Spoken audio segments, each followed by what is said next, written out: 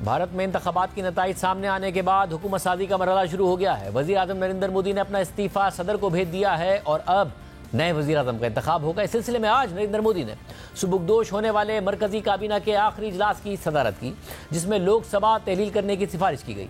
आम इंतखाबात में बीजेपी की ज़ेर क़यादत हुकूमती इत्तेहाद की जानिब से सादा अक्सरियत मिलने के बाद नरेंद्र मोदी लगातार तीसरी बार हुकूमत बनाने के लिए पुरज़म दिखाई दे रहे हैं। लेकिन हालिया इंतखाबात में भारतीय वज़ीर आज़म नरेंद्र मोदी की जमात की पोजीशन गुज़िश्ता दोनों इंतखाबात के नताइज के मुकाबले में निहायत कमज़ोर है और इसी वजह से इत्तेहादी उनके साथ बारगेनिंग कर रहे हैं, उनके सामने अपनी डिमांड्स रख रहे हैं। 2014 और 2019 में होने वाले इंतखाबात के बाद बीजेपी इत्तेहादियों के बगैर सादा अक्सरियत हासिल करने में कामयाब हो गई थी।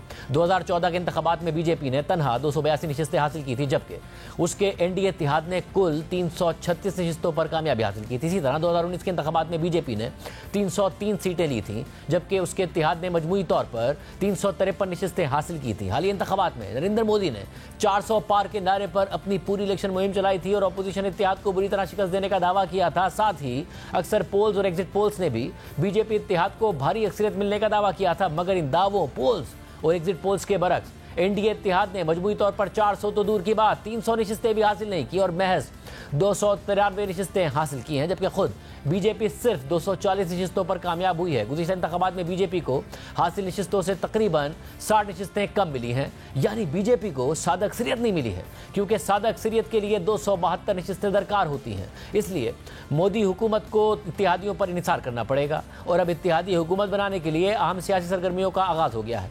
एनडीए इत्तेहाद ने आज इस सिलसिले में नई दिल्ली में एक आला सतही इजलास बुलाया था, जिसमें तमाम इत्तेहादी जमातों के अहम रहनुमाओं ने शिरकत की है। इजलास के बाद यह खबर सामने आई कि इत्तेहादी जमातों ने नरेंद्र मोदी को इत्तेहाद का सरबराह मुंतखब कर लिया है। भारतीय मीडिया के मुताबिक इंतखाबी नताइज के बाद बीजेपी के बड़े इत्तेहादियों रियासत बिहार से 12 सीटें जीतने वाली जनता दल यूनाइटेड पार्टी और आंध्र प्रदेश से 16 सीटों पर कामयाब होने वाली तेलुगु देशम पार्टी की अहमियत बहुत बढ़ गई है। हुकूमत का हिस्सा बनने के लिए उन इत्तेहादियों की शराइत भी आहिस्ता आहिस्ता सामने आ रही है। इंडिया टुडे के मुताबिक लोकसभा और रियासत आंध्र प्रदेश में शानदार कामयाबी के बाद बीजेपी के इत्तेहादी और तेलुगु देशम पार्टी के सरबराह एन चंद्रा बाबू नायडू ने बीजेपी के साथ इत्तेहाद को मजबूती से बरकरार रखने की तस्दीक की है, जबकि ज़राए के मुताबिक नायडू दिल्ली में एनडीए की आला सतही मीटिंग के दौरान स्पीकर के ओहदे का मुतालबा करेंगे। इसी तरह जनता दल यूनाइटेड के सरबराह नीतीश कुमार भी हुकूमत का हिस्सा बनने के लिए भारतीय काबीना में 3 वजारतों का मुतालबा करेंगे। यानी पहले नरेंद्र मोदी अपनी शराइत पर इत्तेहादियों से मिलते थे, अब इत्तेहादियों ने अपनी शराइत रख दी हैं। इस हवाले से बीबीसी उर्दू ने तज्जियाती रिपोर्ट शाया की है, जिसके मुताबिक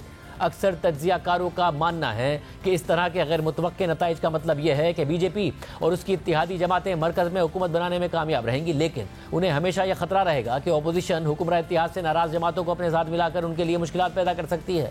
तज्जियाकारों का यह भी मानना है कि बीजेपी को पिछले दौरे हुकूमत के बरक्स पार्टी को मुमकिना तौर पर अपने नामुकम्मल एजेंडे को जारी रखने के लिए इलाकाई जमातों की हिमायत की ज़रूरत होगी, जबकि इन इंतखाबात में इलाकाई पार्टियों को अहमियत हासिल होने की वजह से नरेंद्र मोदी और उनके अहम साथी अमित शाह की तरफ से किए जाने वाले इकदाम से मुबैना तौर पर मरकज़ में हुकूमती ताकत के अमल पर असर पड़ेगा। यानी पहले यह तासुर था कि ताकत का मरकज़ मोदी और अमित शाह हैं और वही सारे फैसले लेते हैं। अब कमज़ोर हुकूमत की वजह से उन्हें इलाकाई जमातों को एतमाद में लेकर फैसले करने पड़ेंगे। बीबीसी के मुताबिक गुज़िश्ता हुकूमत में भारी अक्सरियत की वजह से बीजेपी ने अपने 2019 के इंतखाबी वादों को आसानी से मुकम्मल कर लिया था, जिनमें अयोध्या में राम मंदिर की तामीर, कश्मीर में दफ़ा 370 को हटाने और 3 तलाक रोकने का कानून बनाने के वादे नुमायां हैं। मगर इस बार कमज़ोर अक्सरियत और इत्तेहादियों पर इन्हिसार की वजह से अब नरेंद्र मोदी के लिए अपने नामुकम्मल वादों और हिंदुत्व के मंसूबों पर मुकम्मल तौर पर अमल करना इंतहाई मुश्किल होगा। बीबीसी के मुताबिक इन्हीं नामुकम्मल वादों में 1 नेशन 1 इलेक्शन और यकसा सिविल कोड नुमायां हैं।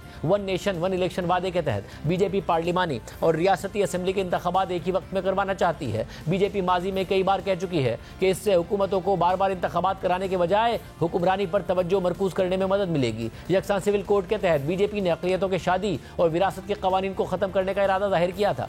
इस सारी सूरत हाल में बीजेपी को माजी की तरह इंतहा पसंद रवैयों के बजाय एक मॉडरेट रवैया अख्तियार करना पड़ सकता है, जो उसके हिंदुत्व मंसूबे पर काम को मुश्किल बना देगा। सिर्फ यही नहीं, बीजेपी को इन इंतखाबात में चंद बड़ी रियासतों में बड़ी शिकस्त से दो चार होना पड़ा, जहां से माजी में बीजेपी को हिंदुत्व नजरियात की बुनियाद पर भारी वोट मिले थे। रियासत महाराष्ट्र और उत्तर प्रदेश में बीजेपी की शिकस्त इसकी बड़ी मिसालें हैं।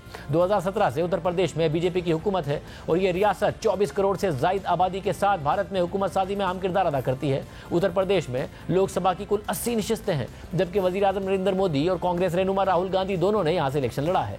2019 में बीजेपी ने यहां से तनहा 62 नशिस्तें हासिल की थी, लेकिन 2024 के इंतखाबात में बीजेपी को यहां से धचका लगा है और वो सिर्फ 33 नशिस्तों पर ही कामयाब हो चुकी है और कांग्रेस की ज़रिए क़यादत इंडिया इत्तेहाद ने यहां से कुल 43 नशिस्तें हासिल की हैं। इस रियासत की अहम बात यह भी है कि बीजेपी का मुस्तकबिल में चेहरा समझे जाने वाले कट्टर हिंदू रहनुमा योगी आदित्यनाथ 2017 से यहाँ के वजीर आला हैं। दूसरी अहम बात यह भी है कि बीजेपी उत्तर प्रदेश में उस हल्के से भी हार गई जहां पर नरेंद्र मोदी ने बाबरी मस्जिद की जगह पर राम मंदिर की तामीर मुकम्मल होने से पहले ही इंतखाबी मुहिम के दौरान बहुत बड़े इंतखाबी तकरीब का एहतमाम किया था, जिसमें मारूफ भारतीय फिल्म स्टार्स और कारोबारी शख्सियात ने शिरकत की थी। इसी तरह बीजेपी को रियासत महाराष्ट्र में भी शिकस्त का सामना करना पड़ा है, जहां से उसे 2019 में आसानी से कामयाबी हासिल हुई थी।